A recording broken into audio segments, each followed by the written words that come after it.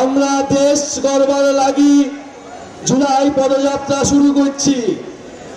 তোমরা দলে দলে আমার দল এনসিপিতে যোগ দাও।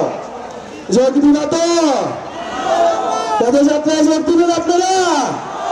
সারা দেশে জাতীয় নাগরিক পার্টি এনসিপি উদ্যোগে এই জুলাই মাসে শুরু হয়েছে দেশ গড়তে জুলাই পদযাত্রা। প্রিয় পঞ্চগড়বাসী, 2024-এর জুলাই গণ অভ্যুত্থানে আমরা একটি স্বৈরাচার ফ্যাসিস্ট সরকারের পতন ঘটিয়েছিলাম। প্রিয়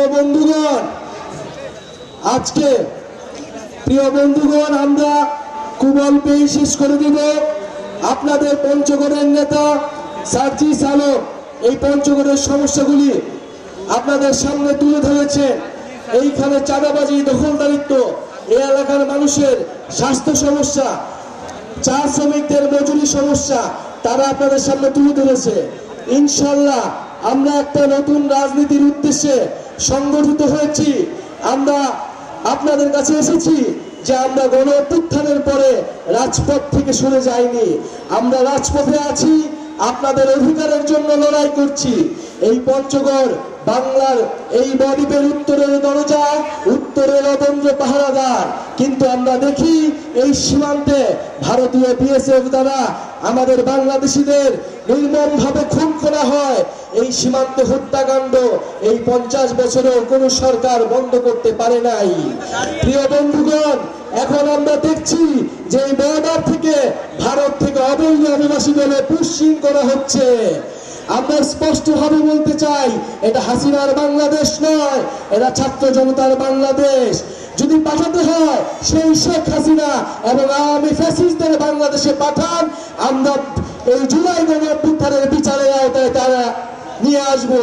কিন্তু বন্ধুগণ, আমরা কোনোভাবে এই পুশিং যদি চলতে থাকে আমরা মেনে নেব না। আমরা বাংলাদেশিরা ধর্ম বর্ণ নির্বিশেষে এই ভারতের এই আগ্রাসনের বিরুদ্ধে ঐক্যবদ্ধ আছি। প্রিয় বন্ধুগণ, জুলাই গণ অভ্যুত্থান থেকে শুরু করে এই ছাত্র তরুণদের যে জোয়ার শুরু হয়েছে, সেটি তেতুলিয়া থেকে শুরু করে টেকনাফ পর্যন্ত স্রোতে ভাসিয়ে নেবে, এটাই আমাদের কামনা।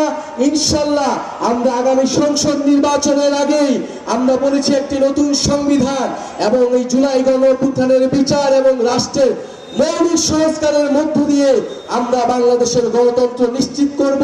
ততক্ষণ পর্যন্ত আমাদের আমাদের সাথে থাকুন, আমাদেরকে সমর্থন দিন।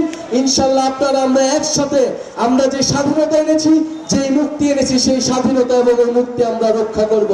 আজকে বিদায় নিচ্ছি।